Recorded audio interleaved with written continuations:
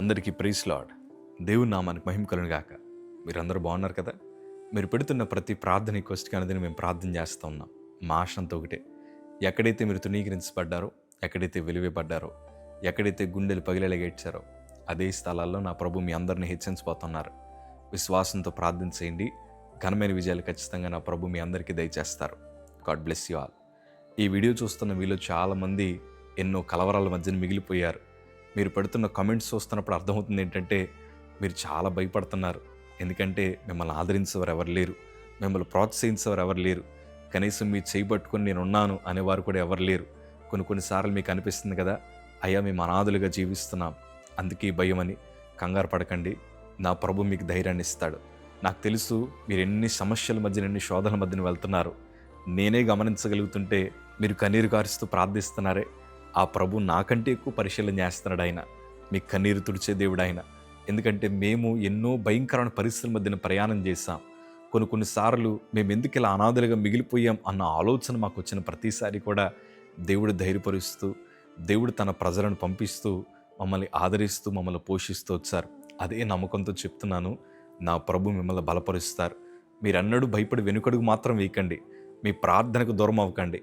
మీ ఆత్మీయ జీవితాన్ని ఇంకా బలపరుచుకుంటూ మీరు అడుగులు ముందుకేస్తే మీరు ఎన్నడూ ఊహించలేని గొప్ప కార్యాలు నా ప్రభు మీ జీవితంలో జరిగిస్తారు.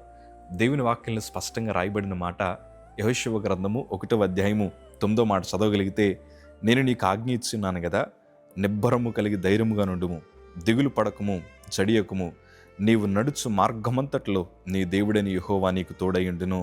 మోషే చనిపోయిన తర్వాత బాధ్యతలన్నీ యెహోషువకు దేవుడు అప్పగించారు. అంతమంది ప్రజలను ఎట్లా నడిపించాలి, అంతమంది ప్రజలను ఎలా పోషించాలి, ఎందుకంటే అందరూ ఒకే మనస్తత్వం కలిగి ఉండరు. అసలు ఇశ్రాయేలు ప్రజల కోసం తెలియంది కాదు. వారు మోషేని రాళ్లతో కొట్టి చంపాలనుకున్నారు. నీళ్లు లేనప్పుడు వారి మనస్సు మారిపోయింది, ఆహారం లేనప్పుడు వారి మనస్సు మారిపోయింది.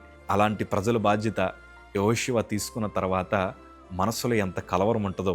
అందుకే ప్రభు అంటున్నాడు కదా, నిబ్బరము కలిగి ధైర్యంగా ఉండు, భయపడాల్సిన అవసరం లేదని దేవుడు యెహోషువను బలపరుస్తూ వచ్చాడు. అదే దేవాది దేవుడు ఈరోజు నీ కన్నీరు చూస్తూ నా ప్రభు నిన్ను ధైర్యపరుస్తున్నాడు. నిబ్బరం కలిగి ధైర్యంగా ఉండండి. నాకు తెలుసు చాలామంది అయ్యా కుటుంబాన్ని ఎట్లా హ్యాండిల్ చేయాలో, కుటుంబాన్ని అలా పోషించాలో, జీవితంలో అడుగులు ముందుకు ఎలా వేయాలో, లేకపోతే చదువుకుంటున్నాను ఉద్యోగాలకు ఎట్లా వెళ్ళాలో, ఇప్పుడు బాధ్యతలు తీసుకున్నాను దాన్ని ఎట్లా నిర్వర్తించాలో, అప్పులన్నీ నా చుట్టూనే ఉన్నాయి వాటిని ఎట్లా తీర్చాలో నాకు అర్థం కాని పరిస్థితి. నా కళ్ళ ముందర పిల్లలు చూస్తే ఎదిగిపోతున్నారు, వారిని పోషించడానికి శక్తి సరిపోవట్లేదు. ఎంతో కలవరం మీ హృదయంలో ఉంది కదా. కొంతమందికి సమయానికి వివాహాలు జరగక జీవితం అంతా ఎట్లానే ఉంటుందేమో అని చాలా కంగారు పడి భయపడుతున్నారు కదా. నాకు తెలుసు మీ తల్లులు కూడా చాలా ప్రార్థన చేస్తున్నారు. నాకు తెలుసు మీ ఇంట్లో పరిస్థితి అస్సలు బాగలేదని. కానీ ఈరోజు ప్రభు మీతోనూ మాట్లాడుతున్నారు. మీరు నిబ్బరము కలిగి ధైర్యంగా ఉండండి. ఎందుకంటే అన్నిటిని చూస్తున్న దేవుడు తగిన ప్రతిఫలాలు ఖచ్చితంగా మీ కన్నీటి ప్రార్థనకి ఇస్తాడు. ప్రియ సంగమా, నేను సేవలోకి వచ్చిన తర్వాత పరిచర్య ఎట్లా చేయాలి, సంఘాన్ని ఎట్లా నడిపించాలి, అంతమంది బాధ్యతను ఎట్లా మొయ్యాలో నాకు అర్థం కాలేదు. కొన్నిసార్లు నేను తడబడినప్పుడు నన్ను ఎంకరేజ్ చేయాల్సిన వారు వెనకాల కూర్చొని నన్ను హేళన చేస్తున్నప్పుడు ఆ మాటలన్నీ చెవిని పడగా నేను ప్రభు సన్నిధికి వెళ్ళి, ఎందుకయ్యా నాకు ఈ బాధ్యత ఇచ్చావు, నేను దీనికి పనికిరాను కదయ్యా, ఎందుకు నన్ను ఈ స్థలానికి తీసుకొచ్చావు అని ప్రభు సన్నిధిలో ఎంతో కన్నీరు గార్చాను.